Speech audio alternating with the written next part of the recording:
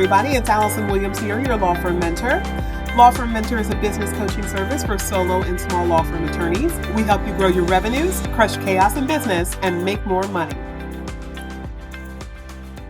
Hi, everybody. It's Allison Williams here, your law firm mentor. And I want to welcome you to another episode of the Crushing Chaos with Law Firm Mentor podcast. This week, we're going to be talking about a question that came up actually in our recent masterclass. So if you haven't attended our masterclass, we are going to be running it again. Our next dates for the masterclass are July 19th through July 27th. It is a 9-day class where we actually teach you step by step the process to systematize your law business in under 10 days. So I mentioned the masterclass because one of the things that came up when we ran the masterclass last time was a question about what stops people from stepping into the changes that they know they need to make, right? Most of us are intelligent people. We got through college, we got through law school, we passed a bar exam, we started practicing, we opened a business. That takes a lot of moxie, okay? We are achievement-oriented people. But when achievement-oriented people don't achieve something, it actually is harmful to our self-esteem. And I don't just mean like we don't achieve something like we tried and ultimately it failed, right? I'm talking about the fact that a lot of us don't even try because we are so mired in the notion that we haven't figured out how, that we fear that we're going to start and that we're going to fail. And the fear of failure is a very real human fear, but it also is a fear that is disproportionately found in success-oriented people. So I just want to give you a thought that came up in our last masterclass because I asked the question, what if it's possible for me? And I remember what the response was, right? So as I am on live, speaking to an audience, I'm always most excited and thrilled to actually be interacting with the audience. I love hearing the feedback from people, getting their responses as to what's striking a chord for them, what they find to be beneficial, what they want to hear more of. And when I have the gift of being able to share with people something that can help them, something that can inspire them, that's always something that lights me up inside. And I usually can tell when something that I have said hits a nerve because if I have the Facebook feed up at the same time, there's either going to be all of a sudden a silence, right? So no one says anything, or there's the proliferation of, oh my God, or I can't believe that, or I never thought about that. And so when I asked the question this last time around, I think it kind of came out of left field because people were expecting the substantive how-to, and we had gone through that and we were revisiting that and summarizing the action items from the previous day on the next day, right? So you get the step-by-step process, but at some point we started talking about the energy that comes into the room when we start the process of adapting whatever we have learned to our business, and we start making active progress. And when that progress comes, there is often the little demon on our shoulder that says, who the hell do you think you are to have this? So we then start to rationalize because we are smart people and human beings are inherently rational beings. So even if what they're thinking is irrational, they will rationalize it in their mind. And so we have these rational thoughts, and those rational thoughts will tell us, this can't be done, this shouldn't be done, I'm not going to be a good person if I do this. Like one of the things that someone put in the comment section is that they had the binary about good parent versus good business person, right? I can't be a good business person if I work 90 hours a week because I'll be miserable because I won't be seeing my child and I won't be a good parent. So why bother? I'll just wait until my child is out of college or out of high school at least before I work on my business.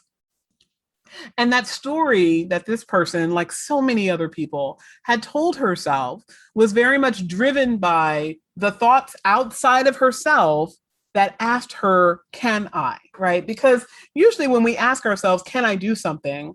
It is almost always first educated by the fact that you want to do it, right? Because if you didn't want to do it, you wouldn't ask, can I? You'd say, yeah, I don't want to do that, so I won't even bother with it, right? But if you're asking yourself, can I do something? You have a desire. And when that desire meets with your rational thought, and your rational thought suggests to you that you cannot do something, you will ask yourself, can I do something, as a way for first giving yourself permission, and then next seeking the how to. And when you give yourself permission to do something by asking, can I, and you get to yes, the next question becomes, should I? So I can do this thing, but should I do this thing? And the should is what usually stops us, because the should is usually a value laden, judgment laden conclusion that intersects with societal expectations, spousal expectations, friendship expectations, parental obligations, financial concerns, all the things that we have to consider in our life in order that ourselves and the people that we encounter in our day-to-day experience are satiated and happy in the world that we live in. And for most of us, we associate happiness with the contentment that comes with doing the thing we have always done, because it's familiar to us. So we might say, I'll take a little bit of a step. I'll move in a direction slightly, but we're never going to dramatically overhaul something that is working. And for the most part, unless you are in a state of dire constraint, you are typically going to see your life as working, at least to the extent that upending it is a greater risk to you than keeping it the way that it is. So we don't often ask ourselves, when we get all those shoulds, first we ask, can I? And we get to yes. Then should I? And the should is imbued with all of that stuff outside of ourselves. We don't often allow ourselves to go the next step, which is to ask, if our answer is should I, and the answer that we get back is no, the asking the next question becomes so powerful. And it is, what if it's possible for me? Right? Because the should is usually going to tell you it's not possible for you. Right? Can I create a business and scale it into multiple seven figures in 3 years? Intellectually, your answer may get to no, right? Because you don't have the how to. So the first thing becomes believing that that's even possible. And if we see that it's possible, because we can see someone who has done it, and we can say, that person over there went from zero into a multi-million-dollar business in 3.5 years, that's possible. So intellectually, we can get to a place of saying, yeah, I can do that. I don't know how, but I can, right? And then we ask, should I? And the should will oftentimes be overwritten of a programming that we have that says there are things that are supreme, that have supremacy over what we desire, right? Taking care of children, more important than taking care of ourselves. Taking care of our spouse, more important than taking care of ourselves. Being a good friend, more important than taking care of ourselves. Being a good citizen, more important than taking care of ourselves. Being a good member of our faith community, more important than taking care of ourselves, right? We look at all of the things outside of ourselves, and those things are more important as a value system, because most of us learn that it is somehow an altruistic, righteous thing for us to put ourselves last.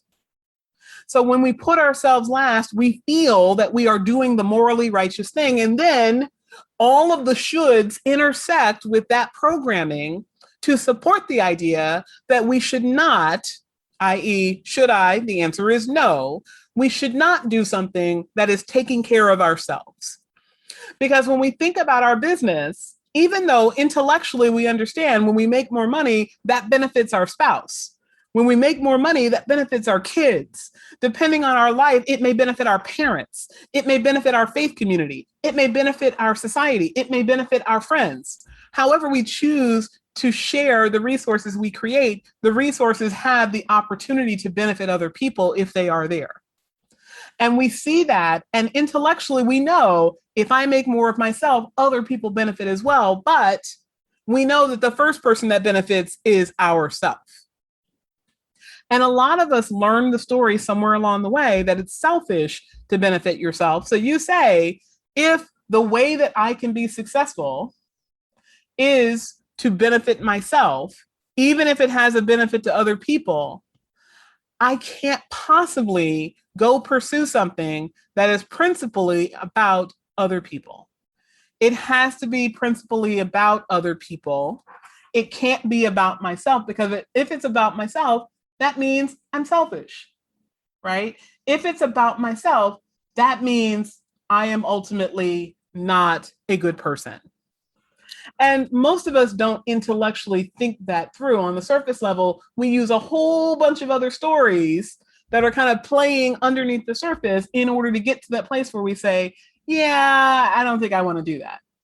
Because it's a lot easier for us to say, yeah, I don't think I want to do that, than take a risk of actually stepping in the direction of something that feels like it's about ourselves, and then owning the fact that we learned a lesson somewhere, that we are somehow a better person if we are prioritizing other people. And if we can't see stepping into the thing as giving us a supremacy of taking care of other people, right? So we'll go out and grow our business if our child needs to go to private school, or we'll grow our business if our spouse lost their job, or we'll grow our business if we have a parent who is living on Social Security and doesn't have enough money to meet their basic needs, right? We'll do it for other people. We won't do it for ourselves.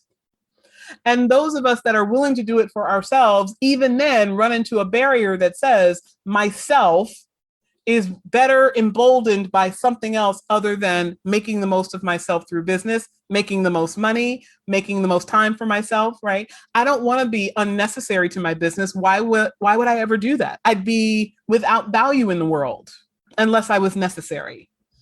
So we have those stories that are running beneath the surface, and the should will usually stop us. But even if we overcome the should, and we next step ourselves into the energy that says the should is not enough here.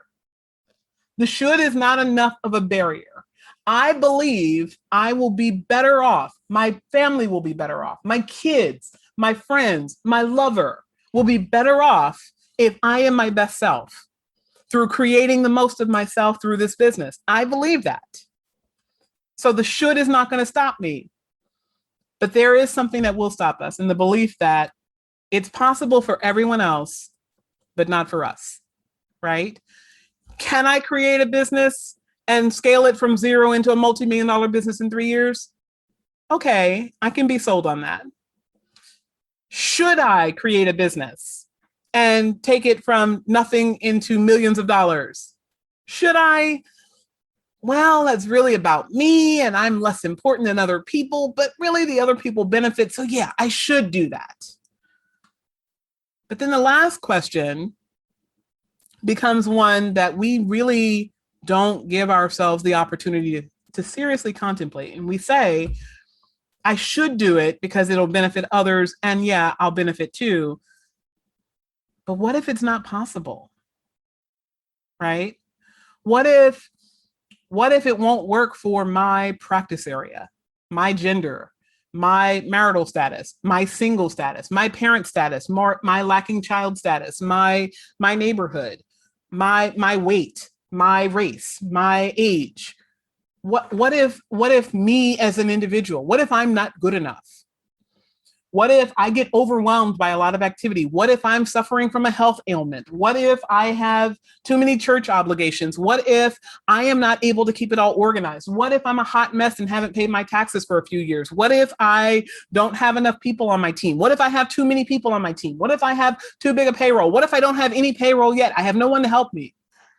We make up all of these stories because we don't believe we are good enough or worthy enough. But I want you to ask yourself, what if it's possible for you?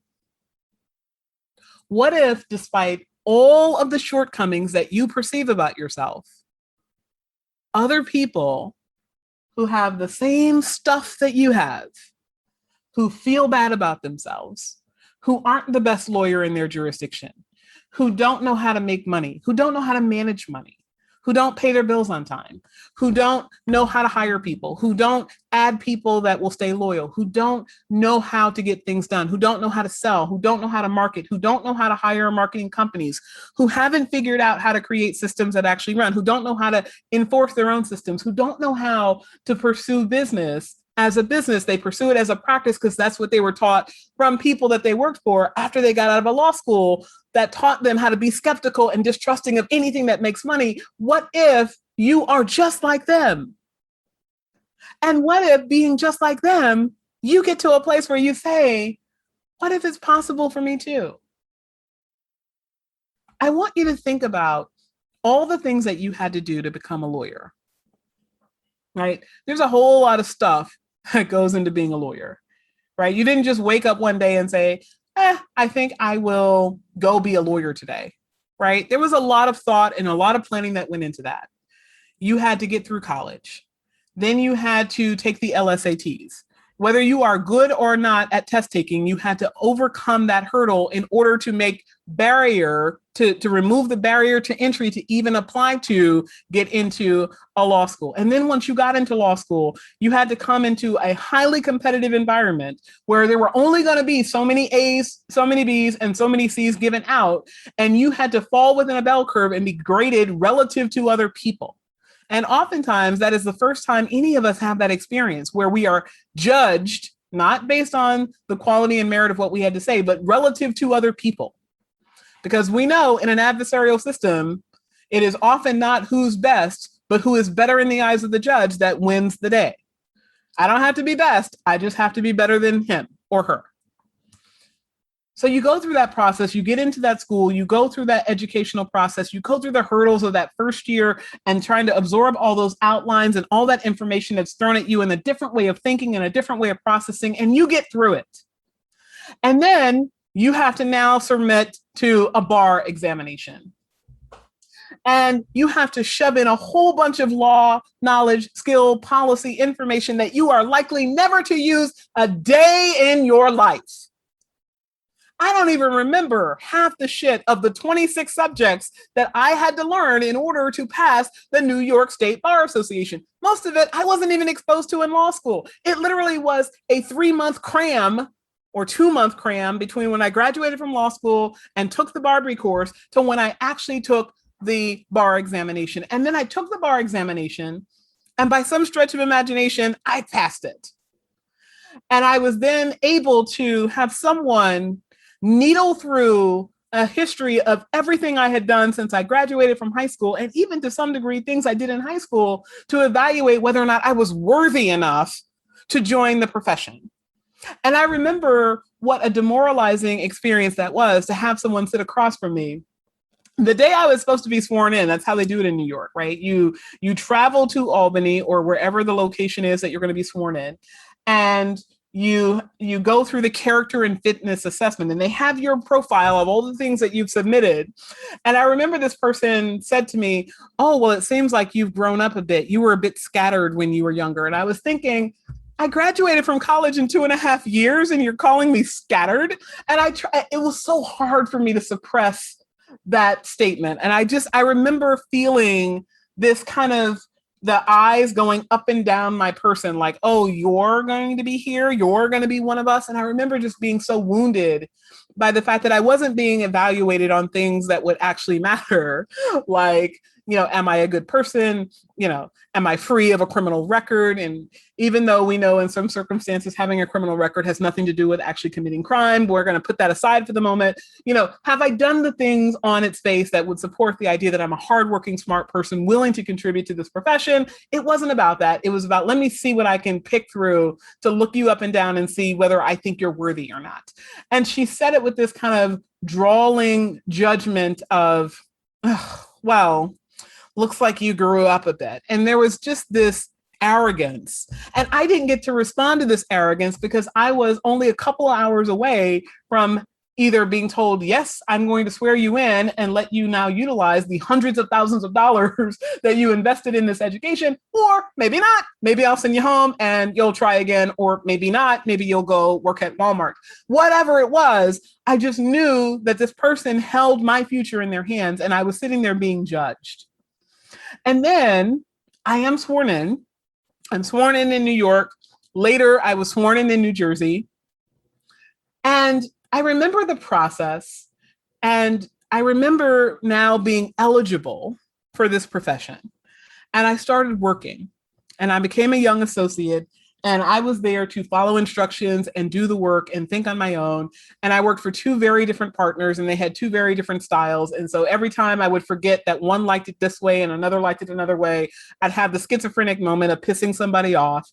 And luckily, one of the two lawyers that I worked for, shout out to Faith Ullman, because she was my first inspiration in the law. She was a very powerful woman that just filled a courtroom with her brilliance, and I loved her. And I had the pleasure of working for her for about a year. And I remember all the wonderful things that she poured into me, but that was a year of my life, right? And I had to then continue on my journey working somewhere else. And I continued to learn and grapple and go through all of these traumatic experiences of clients not being happy and judges not being happy and adversaries not being happy and having the shit kicked out of me when I lost and having the high of all highs when I won, and then learning how to win more than I lost, and then taking on practice areas that other people in my firm didn't do. And I went through all of that to become lawyer. And then at some point decided I would triple the trauma and start a law firm. Okay. Now that's my particular story. We all have a story. We all at some point went through some iteration of that story in order to get where we are right now. But here's the thing. The beautiful thing about being a lawyer and starting a law firm is that if you have the balls to start a law firm, you have the balls to grow it into something amazing. So I want you to ask yourself the question, what if it's possible for me?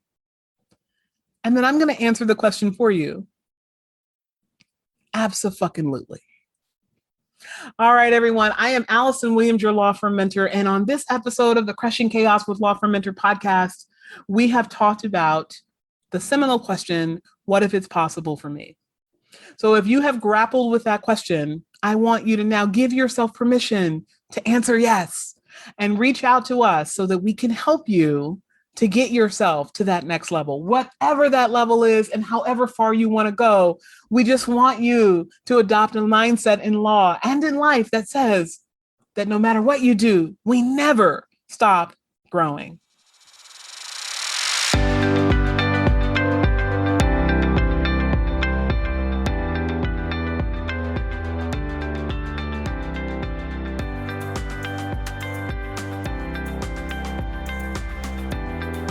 Thank you for tuning in to the Crushing Chaos with Law Firm Mentor podcast.